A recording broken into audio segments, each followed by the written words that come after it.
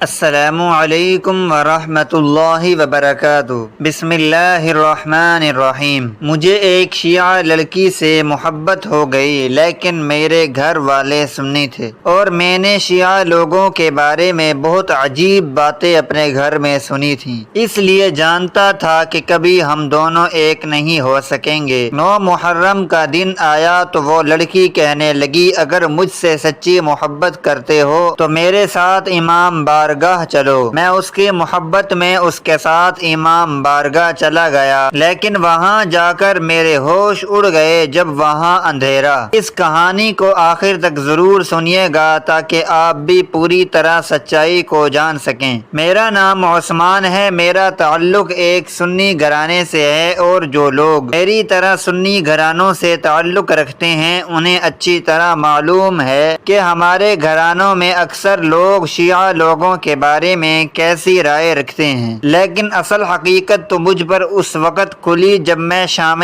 غریبہ کے لیے امام بارگاہ پہنچا، اور وہاں میں نے جو منظر دیکھا تو میں پوری طرح دنگ رہ گیا، کیونکہ وہاں تو میں 20 سال کا ایک نوجوان ہوتا لڑکا تھا۔ دوسرے لڑکوں کی طرح میرے دل میں بھی محبت کی کونپلیں اس وقت پھوٹی جب میری زندگی میں فاطمہ آئی۔ ہم دونوں ایک ہی یونیورسٹی میں پڑھتے تھے اور ہمارے گھر بھی زیادہ دور نہیں تھے، لیکن فاطمہ سے میری پہلی ملاقات یونیورسٹی میں ہی ہوئی تھی۔ اس وقت تک مجھے اس کے بارے میں زیادہ کچھ معلوم نہیں تھا، بس ایک پروجیکٹ کے دوران ہم دونوں کی دوستی ہوئی اور پھر بات چیت بڑھتی چلی گئی۔ ہم سارا دن ایک دوسرے کے ساتھ گزارتے، کھاتے پیتے اور پڑھائی کرتے، لیکن ہم نے نہ کبھی مسلک پر بات کی، نہ ہی فقہ پر، نہ ہی مجھے معلوم تھا کہ وہ کس مسلک سے ہے، اور نہ ہی اسے میرے بارے میں کچھ معلوم تھا۔ اور پھر ایک دن جب کلاس میں اس نے کسی وجہ سے اپنا پورا نام لیا تو میں چونک گیا اور میرے دل پر ایک گھونسا سا لگا، کیونکہ مجھے یقین ہو گیا کہ اب وہ میری دسترس سے باہر ہو چکی ہے، کیونکہ اس کا پورا نام سیدہ فاطمہ رضوی تھا، اور مجھے یہ سمجھنے میں دیر نہیں لگی تھی کہ وہ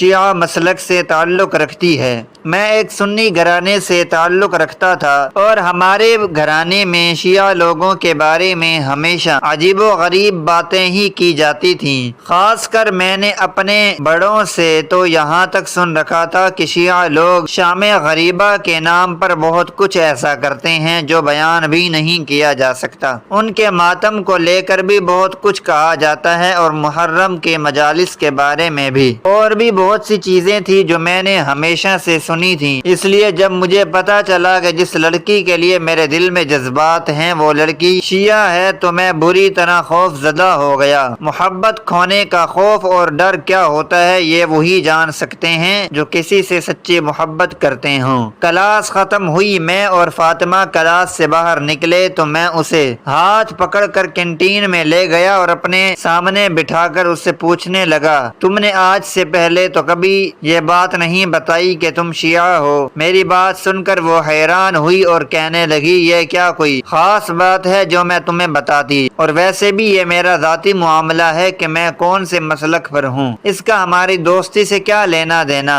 دراصل فاطمہ کو اب تک یہ معلوم نہیں تھا کہ میں اس سے محبت کرتا ہوں، نہ ہی میں نے اسے کبھی پرپوز کیا تھا۔ جب اس نے اس بات کو اپنا ذاتی معاملہ قرار دیا تو مجھے غصہ آ گیا۔ میں نے کہا، تم کیسی بے وقوف لڑکی ہو فاطمہ، پچھلے 6 مہینوں سے میں دن رات تمہارے آگے پیچھے گھوم رہا ہوں، تمہارے اتنے اسائنمنٹس بنا کر دیتا ہوں، تمہارا اتنا خیال رکھتا ہوں، کیا یہ سب کچھ ایسے ہی ہے؟ کیا تمہیں یہ صرف دوستی لگتی ہے؟ میں تم سے محبت کرنے لگا ہوں فاطمہ، اور آج یہ جان کر مجھے بہت تکلیف ہو رہی ہے کہ تم میرے مسلک سے نہیں ہو۔ میری بات سن کر وہ حیران ہوئی، کہنے لگی کہ ہاں، میں واقعی لا علم تھی کہ تمہیں مجھ سے محبت ہے، اور اگر تم مجھ سے محبت کرتے ہو تو پھر میرا مسلک کی بات کہاں سے درمیان میں آ گئی؟ تمہیں میرے شیعہ ہونے پر کیوں اعتراض ہے؟ کیا یہ سب چیزیں معنی رکھتی ہیں؟ میں بھی مسلمان ہوں اور تم بھی مسلمان ہو، کیا یہ کافی نہیں ہے؟ فاطمہ کی سوچ کافی الگ تھی، وہ لبرل قسم کی لڑکی تھی، اس کی نظر میں صرف مسلمان ہونا کافی تھا۔ میں نے اس سے کہا کہ میں جس گھرانے سے تعلق رکھتا ہوں وہاں کسی شیعہ لڑکی سے شادی کرنے کو گناہ سمجھا جاتا ہے، اب تم بتاؤ میں کیا کروں؟ کاش کہ مجھے مجھے پہلے پتا ہوتا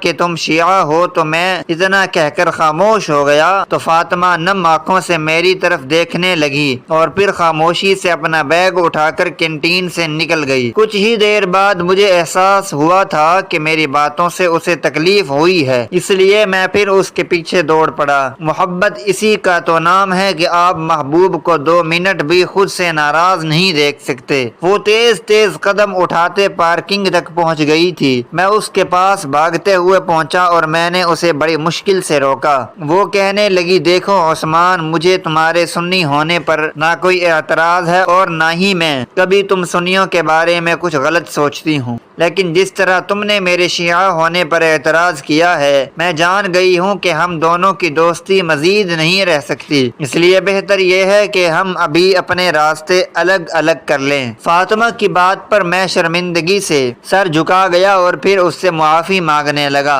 میں نے کہا، یار معاف کر دو، بس ہمیشہ سے اپنے گھر میں عجیب عجیب باتیں ہی سنی ہیں، اس لیے میں پریشان ہو گیا تھا۔ آئندہ ہم اس بارے میں کوئی بات نہیں کریں گے۔ میں فاطمہ کو خود سے ناراض نہیں دیکھ سکتا تھا، اس لیے میں نے اس بات کو یہیں ختم کرنا مناسب سمجھا۔ لیکن اس شام جب میں یونیورسٹی سے واپس گھر لوٹا تو بہت ہی زیادہ پریشان تھا۔ میری بڑی بہن نے لمحوں میں میری پریشانی بھانپ لی اور میری اور ان کی بہت اچھی دوستی تھی۔ کہنے لگی، کیا بات ہے عثمان، لگتا ہے آج پھر کچھ گڑبڑ ہو گئی ہے، کیا ٹائم پر اسائنمنٹ جمع نہیں کروایا؟ وہ محبت سے میرے پاس آ کر بیٹھ گئی تو میں نے انہیں اپنی اور فاطمہ کی دوستی کے بارے میں بتایا۔ فاطمہ کا ذکر تو میں نے پہلے بھی کئی دفعہ اپنے گھر میں کیا ہوا تھا۔ وہ کہنے لگی، ہاں فاطمہ کے بارے میں تو میں تقریباً ہمیں ہر بات بھی معلوم ہے، پھر پریشانی والی کیا بات ہے؟ میں نے آہستگی سے بہن سے یہ کہا کہ مجھے اس سے محبت ہے۔ یہ سن کر وہ بہت خوش ہوئی اور کہنے لگی، پھر تو بہت اچھی بات ہے، جلدی سے کوئی نوکری تلاش کرو تاکہ ہم رشتہ لے کر جائیں۔ میں نے بہن کے چہرے پر ایک نظر ڈالی۔ بھائی کی خوشی میں وہ خوش نظر آ رہی تھی، لیکن پھر اگلے جملے نے ان کے چہرے کے تاثرات بالکل ہی بدل دیے تھے۔ جب میں نے بہت مشکل سے یہ الفاظ ادا کیے کہ فاطمہ ایک شیعہ گھرانے سے تعلق رکھتی ہے، کتنی ہی دیر میری بہن خاموشی سے مجھے دیکھتی رہی اور پھر کہنے لگی، دیکھو عثمان، بہتر یہی ہے کہ صحیح وقت پر اپنا راستہ بدل لو، کیونکہ ایک ایسی لڑکی کو ہم اپنے گھر میں نہیں لا سکتے جو ہمارے مسلک کی نہیں ہے، اس طرح ہمارے لیے بہت مشکل ہوگی۔ اور پھر ابا کو تو تم جانتے ہو کہ وہ کس قدر سخت ہیں، اگر انہیں پتہ چلے گا کہ تم ایک شیعہ لڑکی سے دوستی کر بیٹھے ہو تو وہ اسی پر ہی بہت اعتراض کریں گے۔ تم تو جانتے ہو نا کہ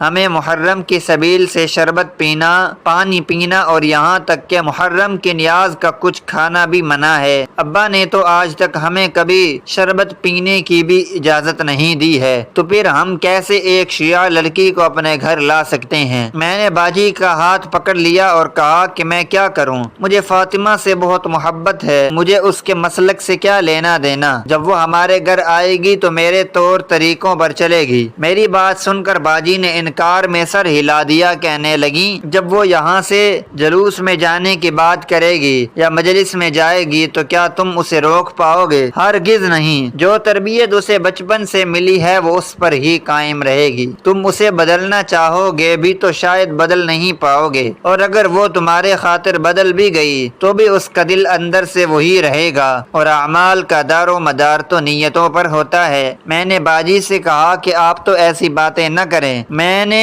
اس امید پر آپ کو اپنی محبت کے بارے میں بتایا ہے کہ آپ ہی کوئی راستہ ہموار کریں گی۔ میں چاہتا ہوں کہ گھر میں سب کو فاطمہ کے بارے میں بتاؤں، اور نوکری بس مجھے آج کل میں ملنے والی ہے۔ میں نے کافی انٹرویوز دیے رکھے ہیں، جیسے ہی نوکری پکی ہوتی ہے تو میں فاطمہ کے گھر رشتہ بھجوا دوں گا۔ ہماری پڑھائی کا اب آخری ہی سال ہے، رشتہ پکا ہو جائے گا تو سال بعد شادی بھی ہو جائے گی۔ میں خود ہی مستقبل کے خواب دیکھ رہا تھا جبکہ باجی غور سے میرا چہرہ دیکھ رہی تھی، پھر وہ میرا ہاتھ پکڑ کر مجھے سیدھے ابا کے پاس لے گئی۔ مجھے ہرگز بھی ایسی امید نہیں تھی کہ وہ میرے ساتھ اس طرح پیش آئیں گی۔ انہوں نے مجھے ابا کے آگے بٹھایا اور کہنے لگیں، ابا عثمان شیعہ لوگوں کے بارے میں جاننا چاہتا ہے، کیا آپ اس کی کچھ مدد کریں گے؟ باجی نے ایک نظر میری طرف ڈالی تھی اور دوسری نظر ابا کی طرف۔ ابا کے چہرے کے رنگ بدلے اور وہ کہنے لگے، ہاں بیٹے، کیوں نہیں، کیا پوچھنا چاہتے ہو؟ کیا یونیورسٹی میں کسی شیعہ لڑکے سے دوستی ہو گئی ہے؟ یاد رکھنا ان کا لایا ہوا کچھ نہ کھانا، یہ لوگ کھانے میں تھوک ملا کر دیتے ہیں، شربت میں بھی سنا ہے کہ تھوک ملا کر نیاز کے نام پر بانٹتے ہیں، یہ لوگ بہت دغاباز ہوتے ہیں، ان سے دور رہنا چاہیے۔ ابا کی سوچ جاننے کے بعد تو میں پوری طرح ہی شرمندہ ہو کر رہ گیا تھا۔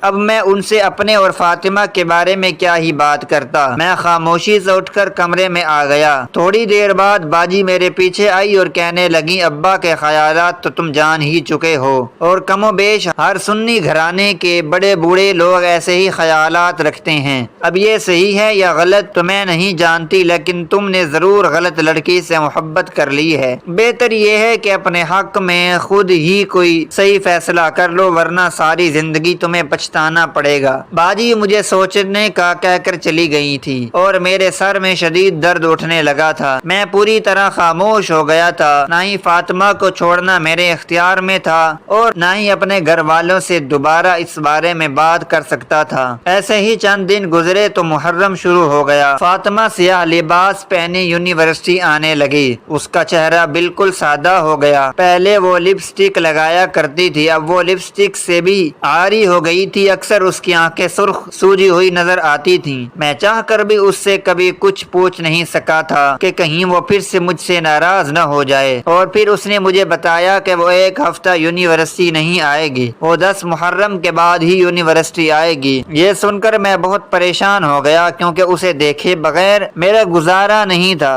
میں نے اس سے وعدہ لیا کہ وہ فون پر مجھ سے مستقل رابطے میں رہے گی، لیکن جب بھی اسے فون کرتا وہ 5 منٹ سے زیادہ مجھ سے بات نہ کرتی۔ اور پھر ایسے ہی 9 محرم کا دن آیا۔ میں اس سے ملنے کے لیے بہت ہی زیادہ بے چین ہو رہا تھا۔ میں نے فاطمہ سے کہا، تم کہاں ہو؟ میں تم سے ملنا چاہتی ہوں۔ وہ کہنے لگی، میں تو اپنے گھر والوں کے ساتھ امام بارگاہ جا رہی ہوں، آج رات ہم وہیں رہیں گے۔ آج شام غریبہ ہے، اگر تمہیں ملنا ہے تو تم آ جاؤ، اچھا ہے کہ تمہیں بھی پتہ چل جائے گا کہ ہم لوگ امام بارگاہ میں کیا کرتے ہیں۔ یہ سن کر میں چونک گیا۔ میرے لیے امام بارگاہ جانا بالکل بھی آسان نہیں تھا، کیونکہ اگر میرے ابا کو پتہ چل جاتا تو میری خیر نہ ہوتی، لیکن دوسری طرف مجھے ایک راستہ نظر آ رہا تھا کہ وہاں جا کر میں اپنے مستقبل کے بارے میں صحیح فیصلہ کر سکتا تھا۔ اس لیے میں نے ہاں میں بھر لی اور کہا کہ ٹھیک ہے، میں تم سے ملنے کے لیے آ رہا ہوں، تم مجھے امام بارگاہ کے سین میں ہی مل لینا۔ وہ کہنے لگی کہ ٹھیک ہے، تم آ جاؤ۔ اور پھر میں گھر سے نکلنے لگا تو ابا نے سختی سے کہا کہ دیکھو زیادہ دور نہ جانا، آج اور کل جگہ جگہ راستے بند ہوتے ہیں، پھر تمہیں واپسی میں پریشانی ہوگی۔ ابا ہم لوگوں کو 9-10 محرم والے دن بلا ضرورت گھر سے بھی باہر نہیں نکلنے دیتے تھے، لیکن اب میں جوان ہو گیا تھا، اس لیے مجھ پر زیادہ پابندی نہیں تھی، جبکہ چھوٹے بھائی اب بھی گھر میں قید تھے۔ میں موٹر سائیکل پر گھر سے نکل گیا۔ جس امام بارگاہ میں فاطمہ نے مجھے بلایا تھا وہ میرے گھر سے اچھی خاصی دور تھا، اس لیے مجھے آدھا گھنٹہ لگا تھا۔ آدھے گھنٹے بعد میں امام بارگاہ کے صحن میں تھا۔ میں نے جان بوجھ کر سیاہ رنگ کا قمیض شلوار پہن رکھا تھا کہ یہاں کوئی مجھے عجیب نظروں سے نہ دیکھے۔ میں جب امام بارگاہ میں داخل ہوا تو بس حیرت سے چاروں طرف دیکھنے لگا۔ میں پہلی بار یہاں آیا تھا، ہر طرف سیاہ سوٹ پہنے لوگ نظر آ رہے تھے، سب کی نظریں جھکی ہوئی تھیں اور سب اپنے اپنے راستوں پر چل رہے تھے۔ یہ امام بارگاہ بہت ہی بڑی تھی۔ میں ایک طرف کھڑا تھا، کچھ ہی دیر میں فاطمہ مجھے ڈھونڈتی ہوئی میرے پاس آ گئی۔ اسے دیکھ کر میری جان میں جان آئی تھی، لیکن اس کے چہرے پر نظر پڑتے ہی ایک دم میرے دل کو کچھ ہوا تھا۔ اس کی رنگت بالکل زرد پڑ چکی تھی، آنکھوں کے نیچے حلقے تھے اور آنکھوں میں آنسو بھرے ہوئے تھے۔ بہت نم آواز میں مجھ سے کہنے لگی کہ دیکھ لیا مجھے تو اب واپس چلے جاؤ۔ میں نے گھبرا کر پوچھا تمہیں کیا ہوا ہے؟ تو اس نے انکار میں سر ہلا دیا اور اور کہنے لگی کہ کچھ نہیں، اور پھر جب میں نے مزید پوچھا تو کہنے لگی کہ تم ہمارے بارے میں جاننا چاہتے ہو نا، ایسا کرو آج کی رات تم بھی ہمارے ساتھ یہیں گزارو۔ یہ سن کر میں نے انکار کیا، کیونکہ گھر سے باہر رات گزارنے کا مطلب ابا سے خوب ڈانٹ کھانا تھا، لیکن پھر مجھے اپنے مستقبل کا فیصلہ بھی تو کرنا تھا، اس لیے میں نے وہیں سے ابا کو فون لگایا اور کہا کہ میرے ایک دوست نے حلیم کا پروگرام رکھا ہے، ابا اگر آپ کی اجازت ہو تو میں رات رک جاؤں۔ میں نے جھوٹ کا سہارا لیا تھا، پہلے ابا نے کچھ پسو پیش کی، لیکن پھر پیچھے سے اماں نے میری حمایت کی تو ابا نے اجازت دے دی۔ رات رہنے کی اجازت مجھے ملی تو میں نے فاطمہ کا ہاتھ پکڑا اور کہا کہ ٹھیک ہے، میں امام بارگاہ میں آج کی رات گزارنے کو راضی ہوں۔ وہ مجھے لے کر ایک بڑے سے ہال میں پہنچ گئی، جہاں مردوں کے بیٹھنے کی جگہ ایک طرف تھی اور عورتوں کے بیٹھنے کی جگہ ایک طرف۔ اس نے مجھے ایک حصے میں بٹھا دیا اور خود مجھ سے کچھ فاصلے پر عورتوں والے حصے میں اس طرح بیٹھ گئی کہ وہ مجھے نظر آ رہی تھی۔ پھر دھیرے دھیرے وقت گزرنے لگا اور میں نے دیکھا کہ کچھ لوگ چاروں طرف دیے جلا رہے تھے، ہر طرف دیے ہی دیے ٹمٹمانے لگے تھے، اور پھر ہال کی لائٹ بجھا دی گئی تھی۔ میں ایک دم ہی گھبرا کر یہاں وہاں دیکھنے لگا، دیوں کی روشنی میں سیاہ سوٹ پہنے صرف سر ہی سر نظر آ رہے تھے، فاطمہ کا بھی مجھے عکس ہی دکھ رہا تھا۔ مجھے سمجھ نہیں آیا کہ اندھیرا کرنے کی کیا ضرورت تھی، اور پھر ایک ذاکر اسٹیج پر بیٹھ گیا تھا، وہ اونچی سی کرسی پر بیٹھا آہستہ آہستہ لوگوں کو امام حسین کی شہادت کا واقعہ سنا رہا تھا، اور جیسے جیسے وہ واقعات بیان کرتے جا رہے تھے میں خود بخود اس کے سحر میں جکڑتا جا رہا تھا۔ میں نے پہلی بار اتنی تفصیل سے امام حسین کی شہادت کے بارے میں سنا تھا، میری آنکھوں سے آنسو بہ رہے تھے اور میں بس سنتا ہی چلا جا رہا تھا۔ دھیرے دھیرے امام حسین کی شہادت کے بعد بیویوں پر ہونے والے ظلم کی کہانی وہ ذاکر اپنی زبان میں بیان کرنے لگا اور میری ہچکیاں بند ہو گئیں۔ وہاں بیٹھے دوسرے لوگوں کا بھی یہی حال تھا کہ میں ہر کسی سے بے خبر ہو گیا تھا، بس میں اس منظر میں جکڑ گیا تھا جس کی منظر کشی وہ ذاکر کر رہا تھا۔ میں خود کو میدان کربلا میں کسی کونے میں کھڑا بے بس انسان محسوس کر رہا تھا جو صدیوں پہلے ہوئے اس واقعے کو تصور کی آنکھوں سے دیکھ سکتا تھا۔ اندھیرا کرنے کا مقصد مجھے اچھی طرح سمجھ آ گیا تھا، سب اپنا اپنا غم اپنے اندر سمیٹ رہے تھے، اس اندھیرے میں کسی کو کسی سے کوئی غرض نہیں تھی۔ یہ سچ ہے کہ شہیدوں پر رویا نہیں جاتا، لیکن جس انداز سے شہادت کو بیان کیا گیا ہے اس تکلیف پر ضرور آنسو بہ رہے تھے کہ نواسہ رسول شہزادہ جنت فرزند علی کے ساتھ کیسا سلوک کیا گیا، کیسے بدبخت لوگ تھے وہ لوگ جن کے ہاتھوں امام حسین کی شہادت ہوئی تھی۔ وقت کہاں گزرا پتہ ہی نہ چلا، یہاں تک کہ فجر کا وقت ہو گیا اور شام غریبہ کی یہ رات اپنے اختتام کو پہنچی۔ حال کی لائٹ کھول دی گئی، میری نظر فاطمہ پر پڑی تو اس کا حال مجھ سے مختلف نہ تھا، ہم دونوں ہی ایک دوسرے سے نظر چرانے لگے تھے، خاص کر میں تو بہت ہی زیادہ شرمندگی محسوس کر رہا تھا۔ میں نے کیا کچھ نہ سن رکھا تھا کہ یہاں لڑکے لڑکیاں ایک دوسرے کے ساتھ غلط کام کرتے ہیں، اندھیرا کر کے الٹی سیدھی حرکتیں ہوتی ہیں، لیکن یہاں آنے کے بعد مجھ پر بھی یہ بھید کھلا تھا کہ ایسا کچھ نہیں ہوتا، یہاں تو بس امام حسین کا ذکر ہوتا ہے اور امام حسین کے چاہنے والوں کی آنکھیں خود بخود محبت میں اشکبار ہوتی ہیں۔ میں فاطمہ سے رخصت لیتا واپس اپنے گھر کے راستے پر چل پڑا تھا، میرا ذہن پوری طرح بدل گیا تھا، بھلے دوسرے مسائل میں مجھے شیعہ فقہ سے اختلاف ہو سکتا تھا، لیکن اب میں شام غریبہ کو لے کر ان باتوں پر یقین ہرگز نہیں کر سکتا تھا جن کے بارے میں نے سن رکھا تھا۔ میں اپنے گھر پہنچا تو اپنے کمرے میں بند ہو گیا۔ دوپہر کے وقت باجی میرے پاس آئیں تو میں نے روتے ہوئے انہیں ساری بات بتائی۔ میری بات سن کر وہ کہنے لگی تم ٹھیک کہتے ہو عثمان، ہم کسی کی حقیقت نہیں جانتے اور اس پر بہتان باندھ دیتے ہیں۔ کتنے سنی لوگ ہیں جو کبھی شام غریبہ میں گئے ہوں گے، بنا گئے وہ کیسے اتنا کچھ غلط کہہ دیتے ہیں۔ میں تمہاری اس بات سے اتفاق کرتی ہوں کہ ہمیں کسی پر یوں ہی الزام نہیں لگانا چاہیے، اب تو تم ہی خود اپنی آنکھوں سے دیکھ آئے ہو، لیکن ہم اپنے بڑوں کا کیا کریں جو یہ بات نہ سمجھنا چاہتے ہیں اور نہ ہی سننا چاہتے ہیں۔ باجی مجھے سمجھانے لگی کہ اپنے آپ کو سنبھالو، ہم مل کر ابا سے بات کریں گے۔ باجی نے میرا ساتھ دینے کی حامی بھری تھی، وہ فاطمہ کے لیے ابا کو راضی کرنے کے لیے تیار تھی، کیونکہ وہ جان گئی تھی کہ جو کچھ ہم نے سنا ہے اس میں سے آدھے سے زیادہ باتیں صرف جھوٹ ہیں اور بہتان ہیں، اور جو باقی کی باتیں ہیں ان کے بارے میں بھی ہمیں کچھ زیادہ معلوم نہیں تھا، اس لیے پہلے میں نے خود معلومات حاصل کرنی شروع کی۔ تو میں دوسرے دن بھی شام غریبہ کو اٹینڈ کیا اور پھر سارا عمل اپنی آنکھوں سے دیکھا۔ میں نے بہت سی کتابیں اٹھائی، مطالعہ شروع کیا۔ کچھ چیزیں تھیں جن سے شاید میں متفق نہیں تھا، لیکن بہت سی باتیں ایسی تھیں جو غلط تھیں، خاص کر یہ کہ شیعہ لوگ کھانے میں تھوک ڈال کر سنی لوگوں کو کھلاتے ہیں۔ یہ بات تو میں نے بہت جگہ نوٹ کی، لیکن ہر جگہ مجھے یہی لگا کہ یہ سوائے جھوٹ کے اور کچھ نہیں ہے، کیونکہ فاطمہ جب بھی کچھ کھانے کو لاتی تو وہ میرے ساتھ خود بیٹھ کر کھاتی تھی۔ پھر اگلے مہینے میری نوکری ہوئی، وہاں بھی میرا ایک کلیگ شیعہ تھا۔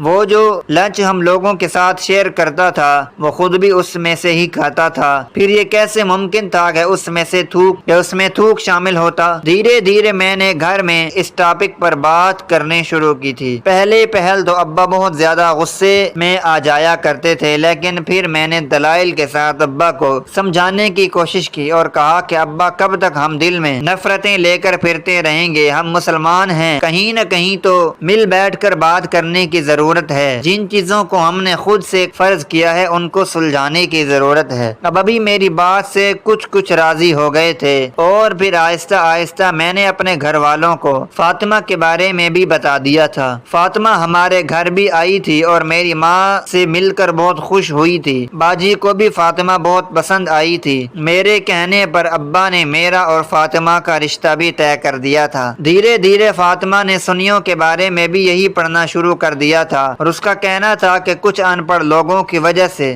ہمارے درمیان اتنے زیادہ اختلافات پیدا ہوئے ہیں، ورنہ ہمارے مسلک میں زیادہ فرق نہیں ہے۔ کچھ عرصے بعد میری اور فاطمہ کی شادی ہے، اور مجھے یقین ہے کہ ہم دونوں ایک دوسرے کے ساتھ اچھی زندگی گزاریں گے۔ ایک دوسرے کو کافر یا جہنمی کہہ دینے سے ہماری اپنی خلاصی نہیں ہو جائے گی۔ ہم سب کو اپنا اپنا دین درست کرنا چاہیے اور بنا سچ جانے کسی بھی انسان پر بہتان نہیں باندھنا چاہیے، پھر چاہے وہ غیر مسلم ہی کیوں نہ ہو، کیونکہ ہمارے مذہب میں بہتان باندھنا اور الزام تراشی منع ہے۔ لیکن ہم لوگ شدت پسندی میں اتنے آگے نکل چکے ہیں کہ شیعہ لوگوں کے اوپر ہر طرح کا بہتان باندھ دیتے ہیں۔ ہم سب کو پہلے اپنا اپنا دین درست کرنا چاہیے، اپنی نمازوں کو پابندی سے ادا کرنا چاہیے، جو بنیادی اصول اور جو سنت رسول ہیں، جب ہم اس پر پوری طرح پابند ہو جائیں تبھی ہمیں کسی دوسرے مسلک کے بارے میں سوچنا چاہیے یا کسی دوسرے کے خلاف کوئی بات کرنی چاہیے۔ ہماری تو اپنی ہی زندگی سیدھی نہیں ہے، تو پھر ہم کیوں دوسروں کو جہنمی یا کافر کہتے ہیں؟ آج بھی بہت سے لوگ شام غریبہ کو لے کر بہت غلط باتیں کرتے ہیں۔ میں ان سب سے یہی کہوں گا کہ اگر آپ لوگ اس بارے میں کچھ نہیں جانتے تو خود کسی امام بارگاہ میں جا کر کسی شام غریبہ کو اٹینڈ کر لیں۔ سچ کیا ہے، جھوٹ کیا ہے، اس کا خلاصہ خود ہو جائے گا۔ خود اپنی آنکھوں سے دیکھیں کہ وہاں کیا ہوتا ہے، اور پھر ہی اس بارے میں بات کریں۔ کیا آپ لوگ میری رائے سے اتفاق کرتے ہیں؟ ہماری آج کی یہ کہانی آپ کو کیسی لگی؟ کمنٹ باکس میں اپنی رائے کا اظہار ضرور کریں، اور مزید اس طرح کے سبق آموز کہانیاں سننے کے لیے ہماری ویڈیو کو لائک کریں، شیئر کریں اور ہمارے چینل کو سبسکرائب کریں۔ شکریہ، اللہ حافظ۔